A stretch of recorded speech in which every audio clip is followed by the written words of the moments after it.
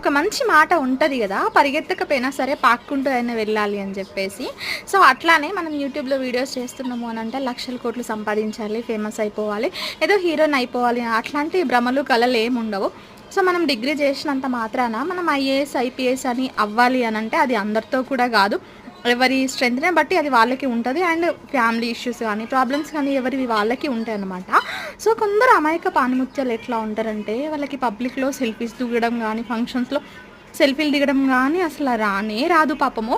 But కాకపోతే నంగనాచి తుంగబుర్రలాగా parents అన్నీ లక్షల్లో ఖర్చు పెట్టగలిగే స్థాయి ఉన్నా గూడా మా అమ్మ నాకు అది ఇవ్వలేదు, మా నాన్న నాకు ఇది ఇవ్వలేదు, అసలు నాకు తినడానికి తిండికి కూడా ఉండట్లేదు, నేను బయట ఎక్కడో ఉంటున్నాను కదా, సో కనీసం నచ్చిన స్నాక్స్ కూడా నేను తినలేని సిచ్యువేషన్లో ఉన్నా అని చెప్పేసి ఎమోషనల్గా సింపతి కొట్టేసి పక్క మగవాళ్ళ దగ్గర డబ్బులు లాగడం మాత్రం బాగా వస్తుంది.